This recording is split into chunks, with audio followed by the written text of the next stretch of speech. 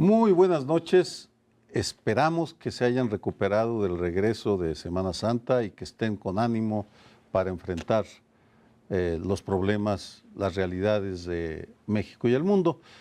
Iniciamos con un tema que es indispensable, las víctimas. Hoy, este lunes, mientras grabábamos este programa a mediodía, se celebraba en la Comisión de Derechos Humanos del Distrito Federal el 5º aniversario del Movimiento por la Paz con Justicia y Dignidad.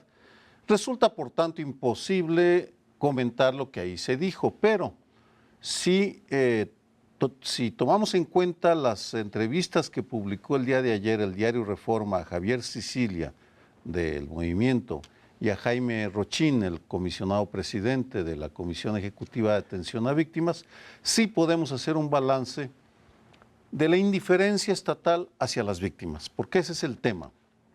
Hace 5 años el movimiento sacudió al país, hubo una marcha multitudinaria al Zócalo, todavía participó Miguel Ángel Granados Chapa, lo recuerdo, fuimos juntos, y con sus respectivas parejas. Pues bien, 5 años después, el tono de las declaraciones de Javier Sicilia es profundamente amargo, porque lo que dice es, no pasó nada, siguen siendo los mismos, y se refiere a que hubo un cambio de Felipe Calderón a Enrique Peña Nieto, y en ese sentido yo interpreto lo que él dice de la siguiente manera. Tanto Felipe Calderón como Enrique Peña Nieto presumen de que sí atienden a las víctimas porque aprueban leyes y crean burocracias. Lo que no dicen es que a las leyes les ponen candados para que sean poco eficaces, que nombran como titulares, se los reparten en cuotas, y eso mismo es lo que reconoce a su manera Jaime Rochín, que dice, pues sí, hemos recibido miles de millones de pesos que no podemos dar, 1.500 millones de pesos, que no podemos repartir por las trabas burocráticas que nos pusieron, porque tiene que estar terminado un proceso judicial en un país de impunidades, tiene que haber una recomendación de la Comisión Nacional de los Derechos Humanos, muy difícil, y en consecuencia, y como me resumía una participante desde el principio del movimiento, Eliana García, luego su procuradora de Derechos Humanos, lo terrible, me decía el día de ayer, es que las víctimas siguen en una orfandad terrible. Ese sería el tema que les propongo. Si no recuerdo mal, la ley de víctimas fue vetada por Felipe Calderón porque quería perfeccionarla, pero terminó su periodo y no entró en vigor esa ley. Una de las primeras cosas que hizo Enrique Peña Nieto fue sacar la aprobación de la ley de víctimas, haciéndole algunos cambios y, entre otras cosas, creando un organismo para la protección de las víctimas que está funcionando y también cuesta un dineral al erario.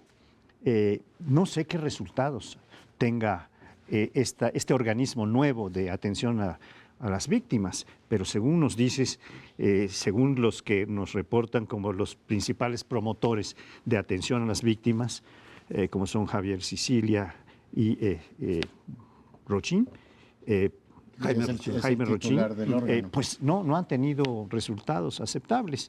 Aquí estamos otra vez con que se cambian las cosas para que sigan igual, porque se saca una ley que les da bandera, que les da un tiempo de aceptación, pero después en la práctica se hace muy poco. Es como la ley del embudo, que se hace en materia legal, es muy común. Se hace un cambio constitucional que tiene una dimensión de este ancho, muy amplia, con declaraciones muy generales, luego vienen los acotamientos de las leyes constitucionales, luego vienen los reglamentos y luego vienen las autoridades que deben tomar las decisiones y acaban aquello sin tener cumplimiento eficaz para la protección de quien deben proteger. Es absolutamente desconcertante si uno recuerda efectivamente la trayectoria de este movimiento. Primero empezó con los diálogos con el presidente, diálogos muy amplios que tuvieron una repercusión también mediática en el debate nacional, muy comentada. Después vino efectivamente esta ley que recuerda a Paoli, que en algún momento Felipe Calderón retiene. Peña Nieto abre el diálogo con estas organizaciones, dice no se preocupen, yo voy a aprobar esa ley y efectivamente es una de las primeras decisiones que toma y abre un espacio como de entendimiento, de convergencia con todos estos grupos que llevan, por supuesto, este tema y que han puesto sobre la mesa este drama que viven tantos millones de compatriotas. Lo que no veo es que se haya hecho de manera, digamos, concomitante un esfuerzo por mejorar institucionalmente este país. O sea, cuando tú ves el drama de las víctimas y lo ves en el plano más amplio de la impunidad que tiene este país, recuerdo el índice global de impunidad que publicó la Universidad de las Américas Puebla, en donde pues prácticamente todo delito en este país, todo, incluido un asesinato, una desaparición, etcétera, pueden quedar sin resultados, sin investigación. Si lo ves en ese mapa, pues ciertamente te explicas el que no es solo un problema de voluntad política, no es solo un problema de desatención de las élites, sino un problema de estructura fundamental del aparato de seguridad y justicia en este país, que sigue sin ser una prioridad de los gobiernos. Para mí es sorprendente, no me quiero extender, que llevan años también discutiendo el modelo policial, y no, oiga, pues ya pongámonos de acuerdo en eso, que es una cuestión fundamental. En suma, veo que nuevamente en esas estructuras de impartición de justicia, pues tenemos las principales lagunas en este país. Yo creo que esto de las víctimas es uno de los muchos huecos fuertes que tenemos en materia de impunidad, por supuesto, de corrupción de la justicia, de ineficiencia burocrática y de afectación de los derechos humanos, por supuesto. Sin embargo, me voy a poner un poquito en el incómodo papel de abogado del diablo, sin contradecir lo que han dicho y sin contradecir lo que, en fin, que es un hueco, como lo estoy diciendo. Pero varios tan diabólico. Bueno, es que mira, varios funcionarios del gobierno que desde distintas instituciones algo tienen que ver con este tema, me han comentado que parte del fenómeno, sin negar el hecho de los desaparecidos por diferentes motivos, dicen muchas veces o algunos, no se sabe exactamente cuántos, que es parte del problema, con las cifras, con el manejo de las cifras de desaparecidos. Algunos se desaparecen no porque nadie los haya secuestrado, sino por problemas personales, familiares, porque se pelean con los papás y se van sin avisar y entonces se reporta como desaparecido. Y luego a lo mejor ya se reconcilió o se regresó, así hayan pasado varios meses y eso ya no se reporta. Es decir, tú pierdes algo y lo reportas a ver si lo encuentran, luego lo encuentras en tu casa tú mismo y ya no te tomas la molestia. Pero dicen, claro, si ha habido esos casos, me han dicho, sí, conocemos esos casos. ¿Cuántos son? ¿Quién sabe? Pero lo que pasa entonces es que la cifra se va incrementando y no se le hacen, digamos, los ajustes en ese sentido que tendrían que proceder con los que sí aparecen, porque no desaparecieron porque los hayan matado ni nada por el estilo. Mira, tienen razón, aunque es un argumento muy mañoso. Porque, para empezar, el Estado es el que tiene la obligación de registrar las víctimas, porque es la única entidad con la capacidad para depurar y distinguir quién es un desaparecido auténtico y quién solo se ausentó, no estaba muerto, se autodesapareció. Sí. Pero eso no se le puede responsabilizar a las víctimas, sino a sus sistemas de recopilación de información. La famosa lista que hizo el gobierno de Felipe Calderón y que nunca hizo pública hasta que no se filtró al Washington Post en noviembre del 2012, pues ahí la disparidad entre las procuradurías, lo que informaban las procuradurías era enorme. Donde había más desaparecidos era en el Distrito Federal, porque aquí es donde venían de estados circunvecinos que no les hacían caso, el Estado de México, por ejemplo. Pero aún así, reconociendo que puede haber esos pequeños errores, tenemos frente a nosotros un caso terrible de impunidad y desdén que contradice cualquier argumento del Estado mexicano. Veracruz. Claro, eso ya Veracruz, vamos, es una masacre o tragedia tras otra. Primero, bueno, además de los periodistas asesinados, los 5 jóvenes de Tierra Blanca, ahora son 3 jóvenes en Papantla, y el presidente de la República y el secretario de Estado, Manlio Fabio Beltrones, siguen protegiendo un sátrapa que tienen como gobernador, que es Javier Duarte. Vamos, ahí sí también la Comisión Ejecutiva de Atención a Víctimas debería hacer un pronunciamiento mucho más enérgico de lo que está pasando en ese estado. Vamos, es más sencillo, y entendiendo el argumento, es más sencillo pasarles la responsabilidad a las víctimas, que es lo que sistemáticamente hacen, decir ellos son los culpables, pues por esto, por aquello, porque andaban con malas compañías, porque se ponía minifalda, en el caso de las mujeres, pero jamás aceptan que somos ineficientes, que no les interesa lo que pasa con los mexicanos. Yo no estoy de acuerdo en darles absolutamente ninguna, o sea, entiendo perfectamente que las bases de datos puedan tener inconsistencias, pero no estoy en absoluto de acuerdo en esto de darle un margen de, digamos, de comprensión al argumento gubernamental. O sea, si no saben cuántos andan de parranda, que nos lo digan, si el Estado no puede reportar eso, pero que sí nos digan con toda claridad en dónde hay investigaciones sobre gente que ha desaparecido. Tú decías Veracruz, este fin de semana nos enteramos que otra vez un grupo de muchachos desaparece a manos de la policía de Papantla. Es decir, yo entiendo que un Estado no puede estar viendo si se fueron de parranda unos o emigraron,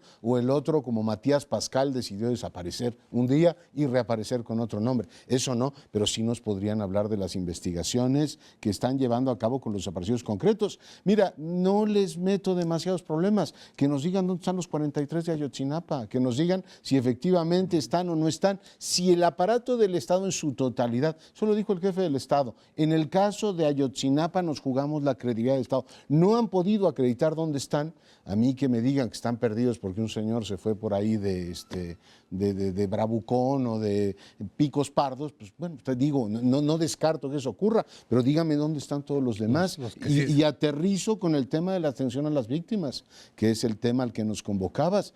La gente va y denuncia y los tienen años y años. Tú estabas tratando el tema de San Fernando también. Pueden pasar años con expedientes que han sido públicos y ampliamente debatidos en México y fuera de México y no hay consecuencias. O sea, lo que las víctimas esperan es verdad, certidumbre y a ver si acaso también justicia. Y reparaciones. Eso, reparaciones, ¿eh?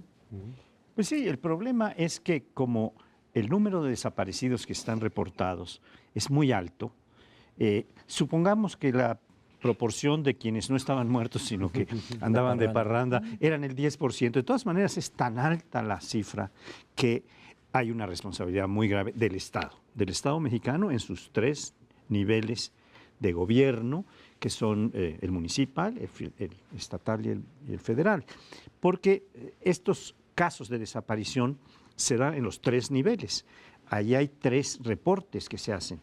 Y también tenemos la necesidad de saber cuáles son los que se han investigado, como decía Leonardo. Pero de los que se han investigado, ¿cuántos han aparecido, o aparecido vivos o muertos? Bueno, porque lo grave es esto, que puede ser... Suponiendo que no fueran 10%, suponiendo que fueran los desaparecidos que no fueron secuestrados ni muertos ni nada por el estilo, sino que lo hicieron por su lado, no, ponle incluso 50%.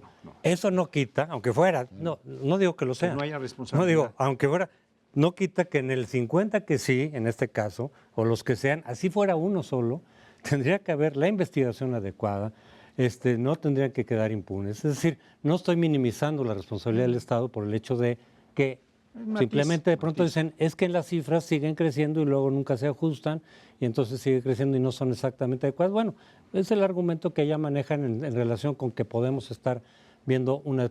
Pero eso no quita, insisto, la responsabilidad del Estado en la cuestión de la impunidad, del mal manejo de las policías, por supuesto, el descontrol de las policías que son muchísimas veces los responsables de estas desapariciones o otro tipo de abusos y afectaciones de derechos humanos.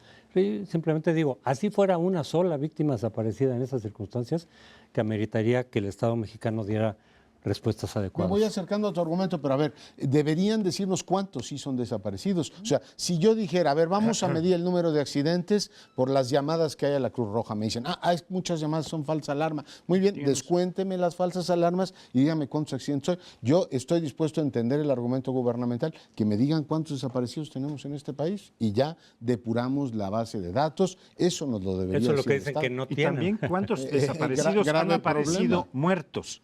¿Cuántos desaparecidos han aparecido pero muertos? Exacto. Eso sería lo Así es, grave, ¿no? así es. Bueno, pues con esta apasionada discusión damos por concluido el primer bloque. Regresamos.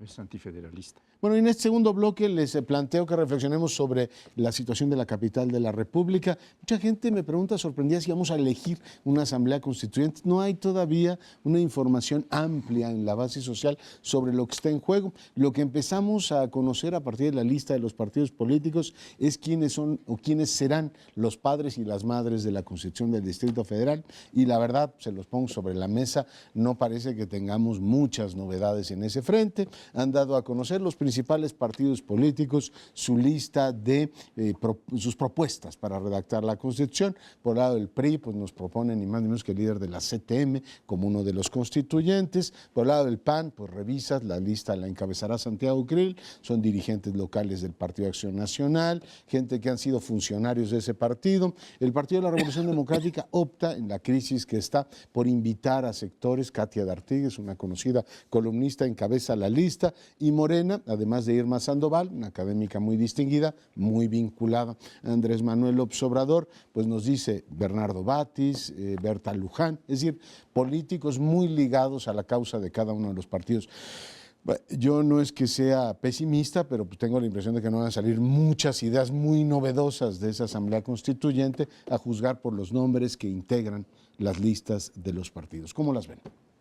Pues yo con una duda, Leonardo, que tal vez Leonardo y otros participantes de esta mesa, dado lo que van a hacer, ¿por qué están tan interesados en participar? ¿Qué buscan? Porque además es honorífico, aunque nos va a costar 500 millones de pesos, según esto, la organización de esa elección, pues ya les van a entregar una propuesta de constituyente, y sin embargo se están peleando. Leía que René Bejarano estaba desesperado por entrar en las listas del PRD y que finalmente se filtró como suplente y puso a alguien de tapadera en el lugar 10 para... Juanito Oropesa, el que era dirigente del PRD capitalino. A Manuel Oropesa seguramente lo va a hacer renunciar para estar ahí.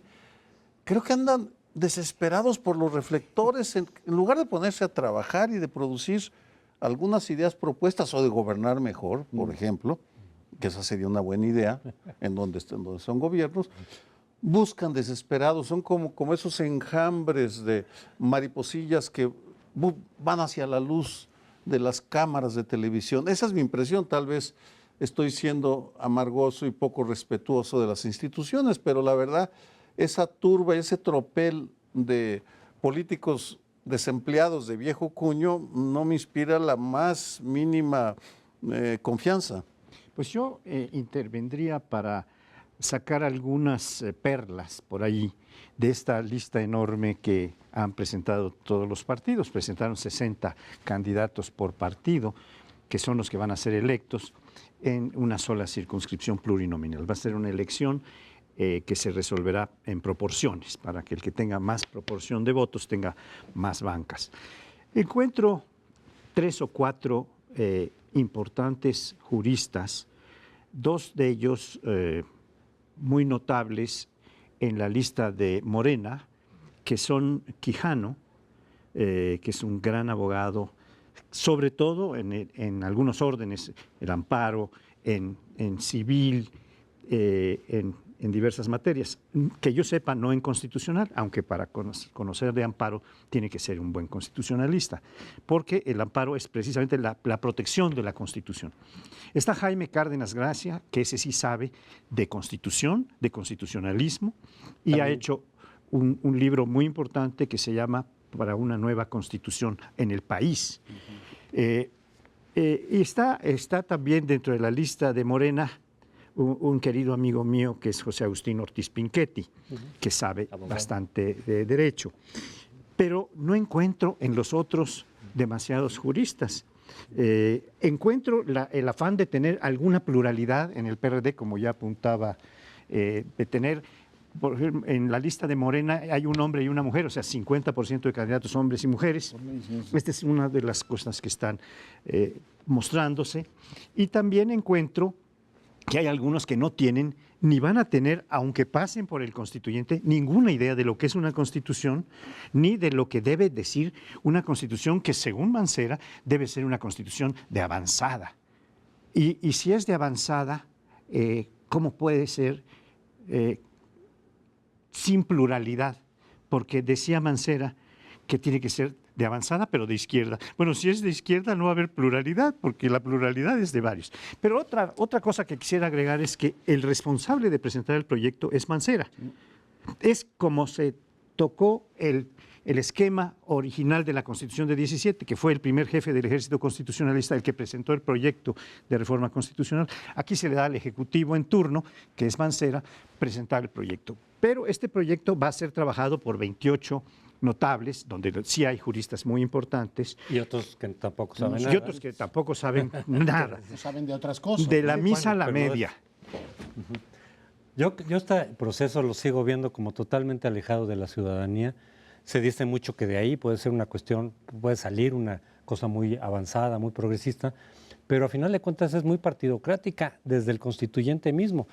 No solamente porque las propuestas, sepan o no sepan del asunto, están muy vinculadas a sus respectivos partidos, sino recordar que para participar como independiente te piden 74,000 o 5,000 firmas, cuando los asambleístas locales ganan con 12 o 15,000 votos. O sea, le pusieron un umbral que será muy difícil de remontar, pero en donde ya te están diciendo que es una jugada partidocrática. Son los partidos, a final de cuentas, a los que se les ocurre esto, los que ven el beneficio. Y los ciudadanos yo los siento tan alejados de todo este proceso que mucho me temo que la participación en la elección del 5 de junio para este constituyente va a ser muy, muy baja. No sé cuánto, pero si de por sí en la capital, en los procesos intermedios, donde se renueva el Congreso Federal, no solamente la Asamblea Legislativa, los niveles de participación son como del 40%. En para el Congreso Constituyente va a ser no sé qué tanto menos, pero yo no veo que la gente realmente se esté vinculando o se siente identificado con este proceso o que sintiera la necesidad urgente e imperiosa de tener una constitución en la capital. Es que es un problemón el que tú dices y el asunto es absolutamente arcano. Es decir, ¿cómo me meto en una discusión que no sé de qué están hablando? Es decir, hay un grupo de notables, no solo de juristas, están Villoro, está Guadalupe Loaesa, Juan Ramón de la Fuente, gente que tiene una visión muy amplia de muchos temas, que están trabajando con Mancera ese texto constitucional. Yo no lo conozco. Tampoco sé, y si ustedes me ilustran, se los agradezco mucho, quiénes van a ser los designados por el presidente, por Mancera y por las cámaras, que son los que van a aprobar. La pregunta de los 64,000 pesos, ¿con qué porcentaje de esa Asamblea Constituyente se va a aprobar o se va a poder reformar algo? Es decir, le llega el texto a todos estos abogados, Cárdenas, hay en otros partidos, también Santiago Krill es abogado. Es decir, yo creo que el problema es no si eres o no abogado, sino un representante de la ciudad para aprobar o no el texto que nos van a dar los ponentes. ¿Qué va a hacer con 66%, con 60%, con mayoría simple? ¿Van a tomar en cuenta a los independientes o les van a decir, ahí va la maquinaria de los partidos y pasa como la quiere Mancera? La verdad es que es meterte, o sea, yo creo que la gente está más metida en la discusión de cómo están las prioridades en la guerra contra ISIS, en todas partes del mundo, que en el tema, porque solo hay una, Crespo, metadiscusión sobre la forma que se integra el constituyente, pero los contenidos precisos y las elecciones en junio, pues yo no sé si ustedes, yo no los conozco. Bueno, no seamos tan escépticos, yo creo que es una bonita kermés. No sé si ustedes en el auditorio... Son payasos, ¿no? No, en el Vamos al no sé si café ustedes cantante. participaron en aquellas kermés, ya no sé si se hagan, pero yo sí iba.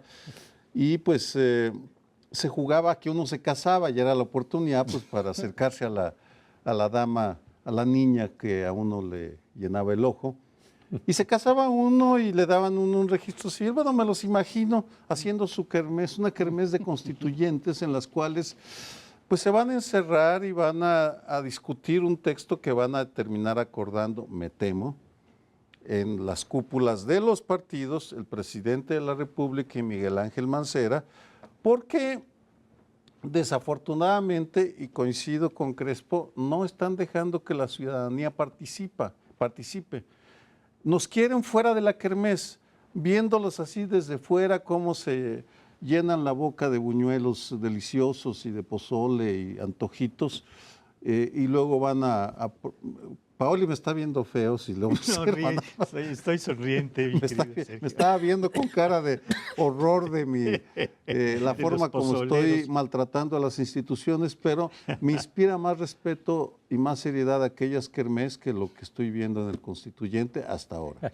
Bueno, para alusiones personales. No, yo te veía con simpatía, Sergio, Ah, tú te porque, veías con porque cara me de- gustaban tus metáforas pozoleras, no de aquel que me metía cadáveres. ¿En Mérida había kermeses? Sí, en todos lados, de toda. Yo creo que el planeta entero, sobre todo de Occidente, tiene influencia de las kermeses. Pero yo lo que quería decir es que no sabemos los nombres de los que van a nombrar el presidente Iván Cera o las dos cámaras, porque estaban esperando las listas de los partidos. Hay algunos que van en la lista de los partidos, algunos en un lugar muy atrás, porque tienen la esperanza o la expectativa de ser nombrados, si no salen electos, por el presidente o por Mancera o por las cámaras. Por ejemplo, está el senador Pablo Gómez, que está en el lugar 22 de la lista del PRD. Es difícil que salga en la elección indirecta, pero creo que será probable que lo nombre el Senado. Que no, pero no es senador, ¿no? Actualmente. Es el representante del PRD ante el INE. Es el INE. Y Ya bueno, terminé. de todas maneras, a mí lo que me parece atroz, ya comparto, por supuesto, el buen humor que Aguayo destila en su comentario, pero sí es bastante preocupante que tengamos un proceso para junio y no haya socialización de contenidos. O sea, o sea, yo lo que criticaría aquí es el método de discusión. Dicen, a ver, involúcrense más. ¿En qué? ¿Con qué? O sea, si lo único que tenemos como material de análisis son precisamente las Tú deberías listas. estar glosando el pensamiento de Irma Cue, por Mira, ejemplo. Déjame. Yo debería. Y tú el de Aceves del Olmo. Retomando eso. Pero dices tú, a ver, el mensaje que nos están mandando es, y yo me adhiero a la pregunta, si no les van a pagar 4 meses, o sea, ¿qué parte? Los senadores y los diputados van a seguir cobrando sus Sí, dietas. pero todos los que van a ir a la constituyente no van a cobrar un centavo, es a título honorífico. Yo digo, bien, qué bueno que haya ciudadanos esforzados que lo hagan. Para discutir qué. Yo siento que no es casualidad, retomando lo que has dicho, lo que decía Sergio sobre buscar los reflectores y todo esto, que en general entre los colegas que analizan y opinan, pues fuera de los que están vinculados o los que ya están o serán parte quizá de este proceso, pues la mayoría está viendo esto como decir, bueno, ¿y para qué? ¿Y quién Sí, para nada. quién lo pidió? Y no hay asuntos mucho más urgentes en todo caso para recomponer la vida de la capital. O sea, en general creo que el ambiente de opinión es desfavorable y por eso yo creo que va a tener ahí un problema todo este proceso de representatividad, aunque pongan de repente artistas y pongan en el constituyente gente que no sabe nada de constituciones, pero en términos de representatividad, un problema de representatividad y de legitimidad, insisto en ese punto, que puede que entonces esa constitución a final de cuentas pues no tenga mucho respaldo real. Muy bien, pues vamos a una brevísima pausa. Este es el primer plano. Regresamos en un instante. Bueno, y el proceso electoral sigue su marcha, y no me refiero solamente al que dará lugar al Congreso Constituyente en la capital o los demás estados que van a renovar gobernadores y otros niveles de gobierno, sino el del 2018, el proceso presidencial, que aunque legalmente el tiempo de campaña legal son unos meses, no de campaña y de proceso como tal son unos cuantos meses, pues ya está. Todo el mundo se está moviendo, de los interesados y no interesados o relativamente interesados, están moviendo sus fichas. Y ahora es que lo que hemos dicho, como lo dijo en su momento también el presidente Peña Nieto hace unas semanas, de que la regla fundamental del proceso sucesorio, de que el que se movía no sale, según lo que había dicho Fidel Velázquez en algún momento, dentro de las reglas del PRI. Cualquiera que dijera, oigan, yo quiero, ese ya no iba a salir. Había que mantener prudencia, disciplina, silencio. Y de un tiempo para acá, no es totalmente novedoso, pero sí de algunos procesos para acá, más bien hay que adelantarse y decir, sí quiero, y empezar a mover las aguas, porque eso se traduce en mayor popularidad, mayor conocimiento de la figura, que eventualmente te puede incrementar. No garantiza nada, pero te incrementa las probabilidades de que pueda salir. Sin embargo, en el PRI eso no había ocurrido, sobre todo teniendo un presidente vigente. En los 12 años sí ocurrió, los 12 años que no estuvo el PRI en el gobierno, pero ahora en la mañana sale una entrevista de Ivonne Ortega en el Universal, donde ella levanta siendo priista, diputada, fue gobernadora, en fin, ha tenido varios cargos, pero ella dice, yo sí quiero competir y quiero estar en la boleta, con lo cual eso no había ocurrido en el PRI. Siempre se habían mantenido, digamos, y hasta ahora también, ese prudente silencio de no adelantarse abiertamente a decir, yo sí quiero. Bueno, algo está cambiando poquito dentro del PRI, aunque sí dice, aunque sí también aclara, ella decir, si no salgo, acataré la decisión de mis colegas, todavía asumiendo que son los colegas los que deciden y no el fiel de la balanza, que es el presidente, pero decir, yo no estoy amenazando, como sí lo hizo, por ejemplo, Margarita Zavala, de decir, si no voy por el PAN, pues de todas maneras yo creo que está en la boleta, aunque sea como independiente. Ella no llega tanto, nada más dice, pues voy a buscarlo, y si no, pues me sumaré al candidato que mis compañeros decidan. Levantó dos deditos, ¿no? Levantó el suyo y levantó el de Margarita Zavala, porque digo, quiero que en el PAN sea Margarita Zavala y todo el mundo da por hecho que López Obrador será el siguiente, digamos, el otro candidato en la boleta. No, es interesante este movimiento de la foto Polaroid o la foto de otros tiempos al video, ¿no? Ahora vas viendo las cosas como en tiempo real y yo veo dos frentes muy interesantes. Digo, tienen para los analistas políticos interés, a lo mejor para el gran público son bastante aburridos. Uno, el pleito en las encuestas, ¿no? Cómo ya empiezas a ver que en las encuestas el tema es si te incluyen o no te incluyen.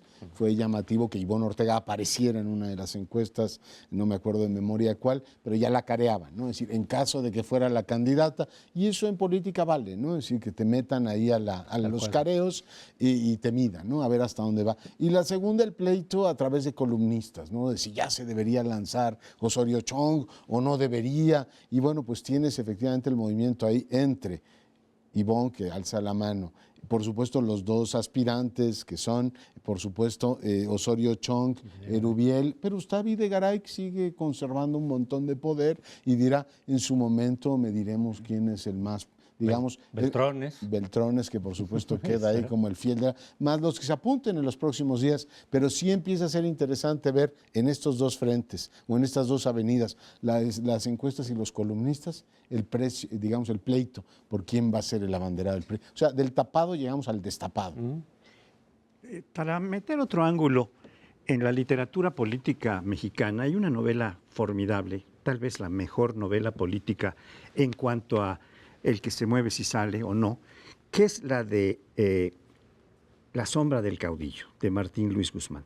Allí uno de los personajes de la novela, no los entretengo demasiado, dice que el verbo que se conjuga más en la política mexicana es el verbo madrugar, porque se adelantan y salen adelante de lo que diga el presidente o el que va a tomar la decisión. Yo tengo una novelita, aprovecho para hacer la oportunidad, que se llama Madrugando Amanece, que precisamente trata este asunto de quién brinca las trancas en aquel tiempo del tapado, que ahora se ha refractado. En los diversos partidos hay tapados, no se ha cambiado a uno solo, pero sí se ha modificado. Y también resulta que es grotesca esta aparición para moverse, como la que ha hecho la exgobernadora de mi estado de Yucatán, que ha hecho muchas maniobras para tratar de estar en el escenario, entre ellas obtener sus grados académicos desde la preparatoria, que hizo en un sistema abierto con una serie de ficciones. ¿Como gobernadora? Antes de ser candidata a gobernadora, obtuvo la prepa. Y después hizo en sistema abierto supuestamente una licenciatura y ahora está por sacar un doctorado, aparentemente está inscrita en Flaxo, tengo que averiguar si esto es correcto, porque quiere tener el doctorado para llegar como candidata presidencial y también como candidata al doctorado, por lo menos, ¿no? Eso sí parece que va a tener éxito, ser candidata, no sé si llegue a ser doctora, pero es candidata en el doctorado de Flaxo, según ella ha reportado. Y va a ser grotesco porque es una mujer que tuvo una actuación bastante pobre, bastante negativa, aunque muy lustrosa en cuanto a imagen, que le quitó la gubernatura al PAN, pero que pues hizo un gobierno bastante triste y creo que va a ser una aspirante bastante triste. Me permito verlo con un poquito de distancia y sin tomarme demasiado en serio esta etapa de las precandidaturas, simplemente para ilustrar el ambiente en el que se dan, que es más propio de la picardía y de la corrupción que caracteriza la vida política mexicana. Picardía porque el tema de los grados siempre me ha provocado sorpresa por la facilidad con la cual los políticos a veces obtienen los grados, considerando que es indispensable para ser un buen candidato. Vicente Fox obtuvo su licenciatura de Ibero con su plan de gobierno como gobernador, porque le urgía ser licenciado para ser candidato. Sí, la Ibero de León, por supuesto. Fue la Ibero de México. La Ibero de México. Y fue antes de que siquiera estuviera. Ay, mira, vinculado. estoy equivocado. No, tenemos que checar la fecha. Es de mi generación. Yo te puedo decir, yo soy muy viejo. Se graduó en la administración. En la Ibero. En la Ibero de el aquí. Ibero, pero ¿en Y qué se año? graduó en el año 64. No, te equivocas. Él terminó su carrera en el año 64. entonces, Sí, pero señor. no se Ah, graduó. terminó su carrera, había se graduó. recibido. No se había recibido. Eso es lo que Bueno, dijo. no es lo que estoy diciendo. Pero en la Presentó Ibero su de México. tesis 1 o 2 años antes de ser candidato a presidente. 98, 99. Claro, sí. Ampliamente comentado. No. Sí, pero fue en México, en Santa Fe. Bueno, en fin, en la Iberoamericana se apresuró. Y ahora me entero que Ivonne Ortega pues está buscando desesperadamente obtener un doctorado, supongo que creyendo que eso le da más posibilidades. En segundo lugar, es la danza de los comunicadores.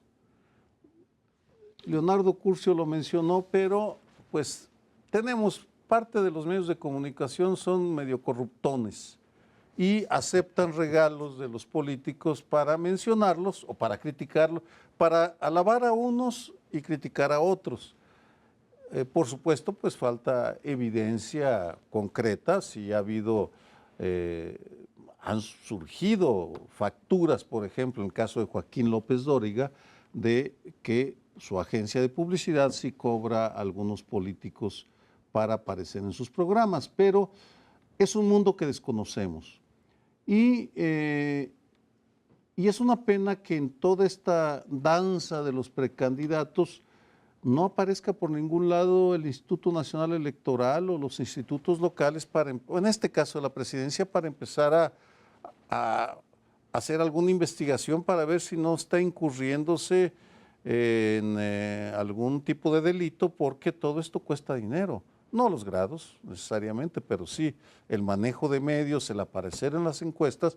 Por cierto, las encuestas también, las encuestadoras también son un terreno propicio para los negocios. En otras palabras, no discuto por el momento quién es mejor o peor, sino que la manera como están entrando en el terreno, no siempre, en la competencia, no siempre se apega a la ética que debería privar en una política. Yo no sé si de oficio los institutos electorales pueden investigar ese tipo de cosas o tendría que haber una demanda, una denuncia previa, decir, oye, están pagándole dinero a tal encuestadora o a tal medio y eso implica de alguna forma alguna infracción electoral, no sé si delito, pero sí infracción. No lo sé, esa parte tengo una cierta duda. Si se da ese movimiento de dinero y nadie dice, oigan, aquí está pasando esto, no sé si le puede entrar. En lo que sí le pueden entrar, y ya le entraron, no sé qué con tanta fortuna, es en la cuestión de las campañas anticipadas, de los actos anticipados de campaña con los promocionales de López Obrador, en donde, pues, nada más, por lo menos en el caso particular de uno de los spots, donde sí se refiere a lo que haría en el 2018, aprovechando esta franja de tiempos oficiales que les dan a los partidos y que a final de cuentas pues son dinero de todas formas, no son recursos públicos, es decir, entonces está él como presidente del partido, pero haciendo ya campaña anticipada, habiendo dicho abiertamente que sí es candidato y va a ser el candidato de su partido. Bueno, esa parte es muy difícil de separar, o sea, de la frontera, hasta dónde sí haces actos de campaña, hasta dónde se vale, hasta dónde estás infringiendo la ley que claramente prohíbe estos actos de campaña, y fue parte de la discusión respecto al verde. Parte de lo del verde el año pasado fue que hubo muchos recursos públicos de una u otra manera truqueados para hacer campaña anticipada. promocionando Yo a sus quisiera hacer legisladores. nada más una aclaración en relación con esto que comentábamos con Sergio Aguayo, en el sentido de que Vicente Fox es de la generación 60-64 de administración de empresas de la Ibero en México, nada más. Sí se recibió mucho más tarde y antes se dedicó a vender Coca-Cola y otras cosas, eso es lo no, que- no, eso a, no a la política. No a la Eso es política. lo que dije. No, sí, no más quiero quería aclarar. manchar la prístina reputación de Vicente Fox, la prístina reputación Bueno, de la académica. Él, lo que dije, se recibe 1 o 2 años antes del Ibero para ser licenciado. Sí, claro. Vamos. Así fue. Bueno, yo creo que hay que seguir el pleito de las encuestas, ese será interesante, y también el pleito de los spots, porque Ricardo Anaya se ha promovido y en la encuesta de GEAISA, según dice, sube mucho en la preferencia, prácticamente empata Margarita, entonces ahí se empatan spots, promoción personal y también encuestas. Bueno, pero vamos al último segmento. No nos abandonen. No, lo que dijiste.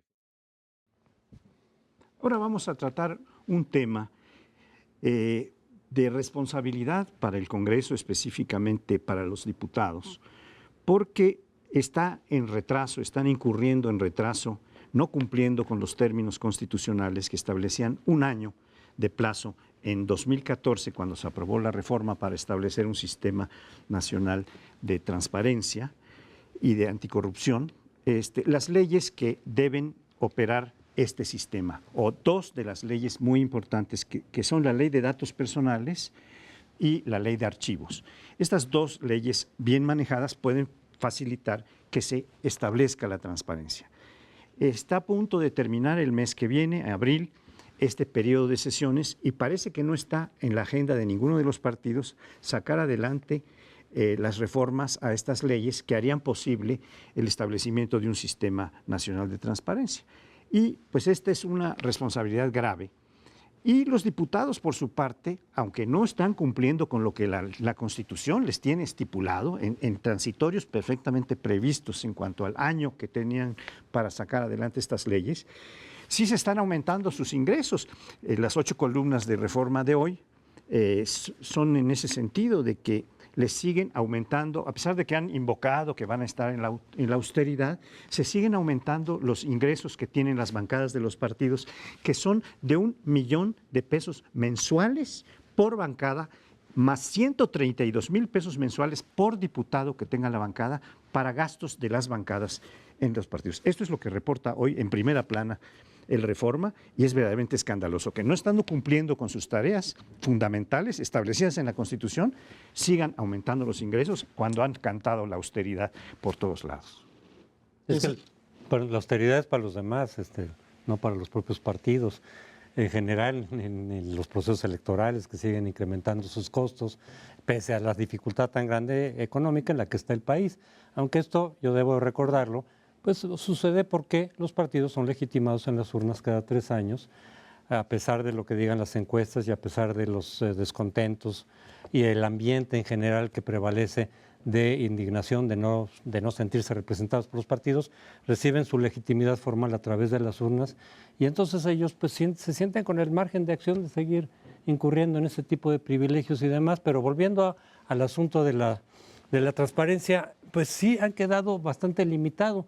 El PAN, por cierto, presume cuando se le dice, oye, es que ustedes, esa era su bandera histórica, el combate a la corrupción, la impunidad contra el régimen priista. Cuando llegaron al poder, 12 años, no hicieron realmente gran cosa en contra de la corrupción y de la impunidad. Y te presumen la ley de transparencia. Los primeros, bueno, el IFAI, etcétera. Y bueno, sí, efectivamente el IFAI fue ya en el 2001, etcétera, pero no es muy poquito para lo que habían ofrecido, es decir, no es muy poquito lo que se dio durante los gobiernos panistas en materia de combate a la corrupción y de la impunidad, cuando realmente era su eje fundamental como partido y desde luego en la campaña de Fox. Es muy poquito lo que se aportó y se ha ido avanzando en este tiempo, pero no se ha llegado, digamos, efectivamente a un sistema muy eficaz que no solo sea, es decir, transparencia no solamente es que tengas el acceso, sino que sobre todo que eso se traduzca en el fin de la impunidad, que tenga consecuencias.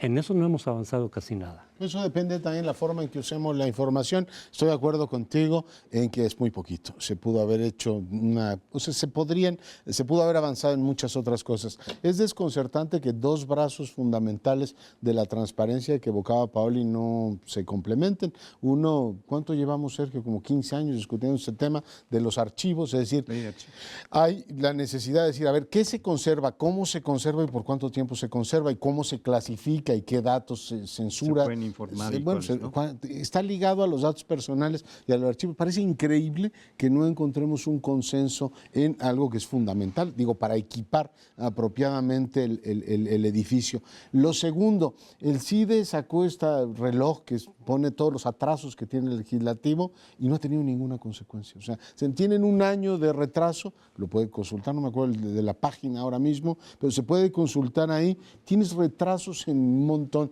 en articulación de leyes, en completar cuerpos colegiados y no tiene absolutamente ninguna consecuencia. Y lo tercero y último, el sistema es irreformable. O sea, se les ha dicho por activa, pasiva y media. Recuerdo un estudio de María Amparo Casar, no sé si hace 3 o 4 años, sobre la falta de transparencia del legislativo y la aplicación de fondos discrecionales.